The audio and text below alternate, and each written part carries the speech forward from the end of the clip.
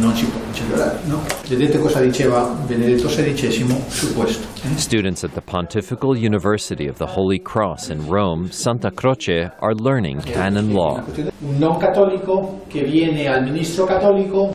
Like many universities in Rome these days, Santa Croce has more and more priests and seminarians in its student body from the developing world, especially Africa.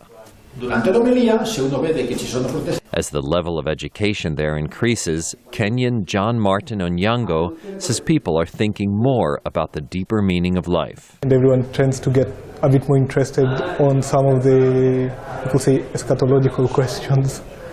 Where am I coming from and where am I going to? Pascal Okonkwo recalls that Irish missionaries brought Catholicism to his native Nigeria. For me, it's an evolution of history. You know, the Catholic faith was first received by the Europeans, and they have lived it for many years. And you know, in history, the history goes up and down. A century ago, fewer than 1% of the world's Catholics lived in Africa, while 65% were in Europe. Africa's share is now 16%, while Europe's is 24%. The Church's expansion in Africa has been truly breathtaking. But is it the kind of success that can be replicated here in Europe and in America? Jesuit priest Thomas Rees says Africa today is like Europe when it was first Christianized. Africa is doing very well now, but what happens when it's modernized?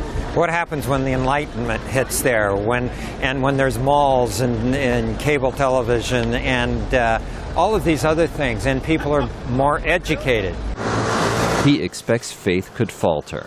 If that's the case, we better solve the problem in Europe and in the United States before it hits Africa so that we have some solutions that will work there. It's very different. But Okonkwo believes it will be different in Africa.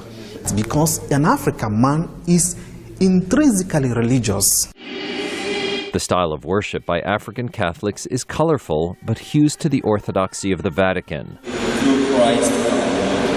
Many Catholics believe it has the power to reinvigorate the rest of the Church. Jerome Sokolowski, VOA News, the Vatican.